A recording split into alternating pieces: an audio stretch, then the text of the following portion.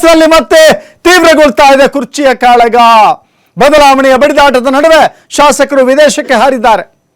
ವಿವಾದದ ಮಧ್ಯೆ ಕೊನೆಗೂ ವಿದೇಶ ಪ್ರವಾಸಕ್ಕೆ ಹೊರಟಿದ್ದಾರೆ ಶಾಸಕರು. ಕಾಂಗ್ರೆಸ್ನಲ್ಲಿ ಕುರ್ಚಿ ಕಾಳಗ ಮತ್ತೊಂದು ಮಗ್ಗುಲನ್ನ ಪಡೆದುಕೊಳ್ತಾ ಇದೆ. ಕುಟುಂಬ ಸಮೇತ ಕೆಲವರು ಶಾಸಕರು ವಿದೇಶಕ್ಕೆ ಹಾರಿದ್ದಾರೆ. ದೇವನಹಳ್ಳಿಯ ಕೆಂಪೇಗೌಡ ಏರ್ಪೋರ್ಟ್ನಿಂದ ಪ್ರಯಾಣವನ್ನು ಬೆಳೆಸಿದ್ದಾರೆ. ಮೊದಲು ಮಲೇಷ್ಯಾ ತಲುಪ್ತಾರೆ, ಮಲೇಷ್ಯಾದಿಂದ ಆಸ್ಟ್ರೇಲಿಯಾ ತಲುಪ್ತಾರೆ. ಅಲ್ಲಿ ಕುಟುಂಬ ಸಮೇತ ಪ್ರವಾಸವನ್ನು ಮಾಡ್ತಾ ಇದ್ದಾರೆ. ಈಗ ನೀವು ದೃಶ್ಯಾವಳಿಗಳಲ್ಲಿ ಗಮನಿಸ್ತಾ ಇರೋದು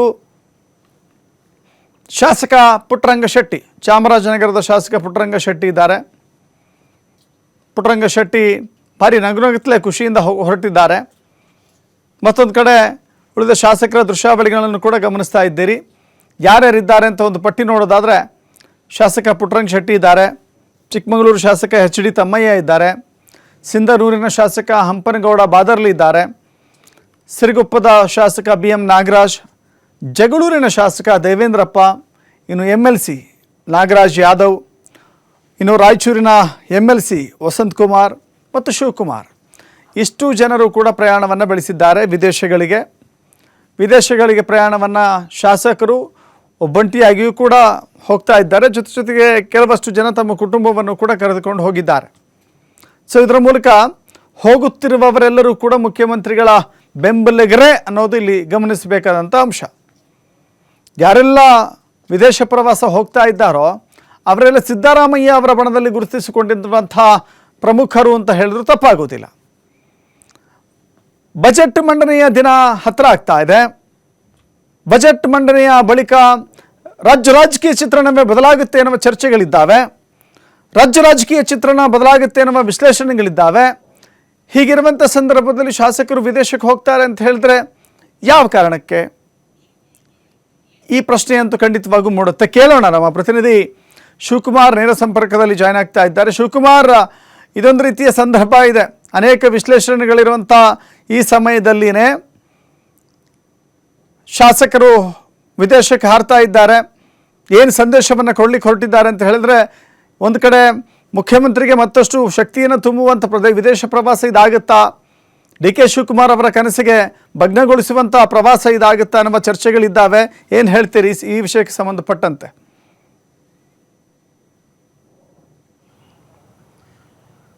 ದಶರಥ, ನಿನ್ನೆ 13 ಜನ ಶಾಸಕರು ಮತ್ತು MLCಗಳು ವಿದೇಶಕ್ಕೆ ಪ್ರಯಾಣವನ್ನು ಮಾಡಿದ್ದಾರೆ. ಆಸ್ಟ್ರೇಲಿಯಾ ಮತ್ತು ನ್ಯೂಜಿಲೆಂಡ್ ಪ್ರವಾಸವನ್ನು ಮಾಡ್ತಾ ಇದ್ದಾರೆ. ಉಳಿದಿರುವಂಥ ಸುಮಾರು 22 ಜನ ಶಾಸಕರು ಈ ಒಂದು ಪ್ರವಾಸಕ್ಕೆ ಹೋಗಬೇಕಾಗಿತ್ತು. ಆದರೆ 13 ಜನರನ್ನು ಹೊರತುಪಡಿಸಿ ಉಳಿದವರು ಸೈಲೆಂಟ್ ಆಗಿದ್ದಾರೆ.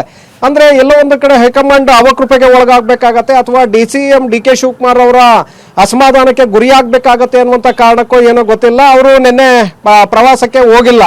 ಸೊ 13 ಜನ ಮಾತ್ರ ನಿನ್ನೆ ಮಲೇಷ್ಯಾ ಮೂಲಕ ಆಸ್ಟ್ರೇಲಿಯಾಕ್ಕೆ ಈಗ ತಲುಪಿದ್ದಾರೆ.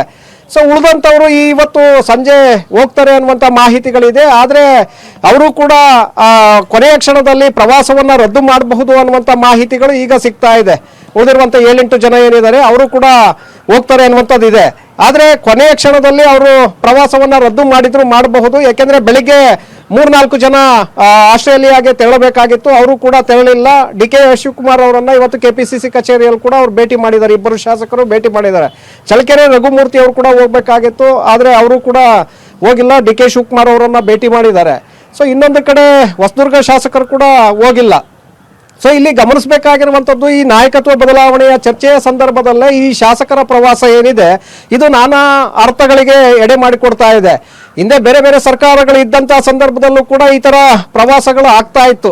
ಶಾಸಕರು ಮತ್ತು MLCಗಳ ಒಂದು ಕಮಿಟಿ ಬೇರೆ ಬೇರೆ ದೇಶಗಳಿಗೆ ಹೋಗ್ತಾ ಇತ್ತು. ಇಲಾಖೆಗೆ ಸಂಬಂಧಪಟ್ಟಂತೆ ಅಲ್ಲಿ ಆ ದೇಶಗಳಲ್ಲಿ ಯಾವ ರೀತಿಯಾದಂಥ ಒಂದು ವೈಜ್ಞಾನಿಕತೆ ಇರ್ಬೋದು ಅಥವಾ ಕೃಷಿ ಸಂಬಂಧಿತ ವೈಜ್ಞಾನಿಕವಾಗಿ ಕೃಷಿಯನ್ನು ಯಾವ ರೀತಿಯಾಗಿ ಅಳವಡಿಸ್ಕೊಂಡಿದ್ದಾರೆ ಅಂತೇಳಿ ಇಸ್ರೇಲ್ ಪ್ರವಾಸವನ್ನು ಮಾಡಿದ್ದಿರ್ಬೋದು ಅಥವಾ ಡೆನ್ಮಾರ್ಕ್ಗೆ ಹೈನುಗಾರಿಕೆಗೆ ಸಂಬಂಧಪಟ್ಟಂತೆ ಪ್ರವಾಸವನ್ನು ಹೋಗಿದ್ದು ಕೂಡ ಇದೆ.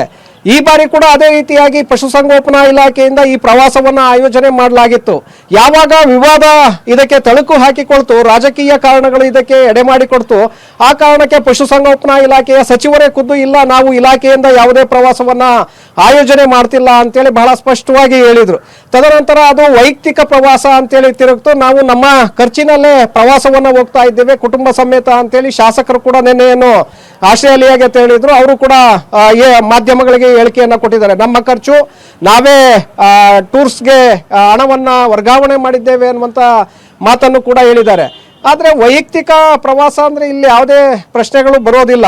ಒಟ್ಟೊಟ್ಟಾಗಿ ಈಗ ಗುಂಪಾಗಿ ಪ್ರವಾಸವನ್ನು ಹೋಗ್ತಾ ಇದ್ದಾರಲ್ಲ, ಇದು ಈಗ ಎಲ್ಲೋ ಒಂದು ಕಡೆ ಅನುಮಾನಗಳಿಗೆ ಕಾರಣ ಆಗ್ತಾ ಇದೆ. ಸಿದ್ದರಾಮಯ್ಯ ಅವರು ಎಲ್ಲೋ ಒಂದು ಕಡೆ ಪರೋಕ್ಷವಾಗಿ ಇವರನ್ನ ಕಳಿಸುವ ಮೂಲಕ ತಮ್ಮ ಶಕ್ತಿ ಪ್ರದರ್ಶನವನ್ನ ಹೈಕಮಾಂಡ್ಗೆ ರವಾನೆ ಮಾಡುವಂತ ಒಂದು ಸಂದೇಶವನ್ನ ರವಾನೆ ಮಾಡುವಂತ ಒಂದು ಪ್ರಯತ್ನವನ್ನ ಮಾಡ್ತಾ ಇರಬಹುದು ಅನ್ನುವಂತ ಚರ್ಚೆಗಳು ಈಗ ಶುರುವಾಗ್ತಾ ಇದೆ.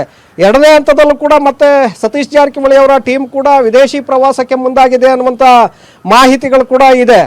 ಆದ್ರೆ ಈಗ ಈ ಕಡೆಯಿಂದ ವಿದೇಶ ಪ್ರವಾಸವನ್ನ ಕೈಗೊಂಡಿದ್ದೆ ಆದ್ರೆ ಆ ಕಡೆ ಡಿ ಕೆ ಶಿವಕುಮಾರ್ ಬಡಗದಲ್ಲೂ ಕೂಡ ಮತ್ತೆ ಅವರು ಪ್ರವಾಸವನ್ನ ಶುರು ಮಾಡಬಹುದು. ಯಾಕೆಂದ್ರೆ ಇವರೇ ಮಾಡ್ತಾ ಇದ್ದಾರೆ ಅಂದ್ರೆ ನಾವ್ಯಾಕೆ ಸುಮ್ಮನಿರ್ಬೇಕು, ನಾವು ಕೂಡ ಮಾಡೋಣ ಅನ್ನುವಂತ ಚಿಂತನೆಯನ್ನ ಆ ಕಡೆಯಿಂದಲೂ ಕೂಡ ಮಾಡಲಾಗ್ತಾ ಇದೆ. ಹಾಗಾಗಿ ಇದು ಎಲ್ಲೋ ಒಂದು ಕಡೆ ಸರ್ಕಾರ ಮತ್ತೆ ಕಾಂಗ್ರೆಸ್ ಪಕ್ಷಕ್ಕೆ ದೊಡ್ಡ ಮಟ್ಟದ ಒಂದು ಡ್ಯಾಮೇಜ್ ಅನ್ನ ಮಾಡುವಂತ ಒಂದು ಸಾಧ್ಯತೆಗಳಿದೆ. Dasharath, yes, thank you Shivakumar, ನಿಮ್ಮ ಮಾಹಿತಿಗೆ.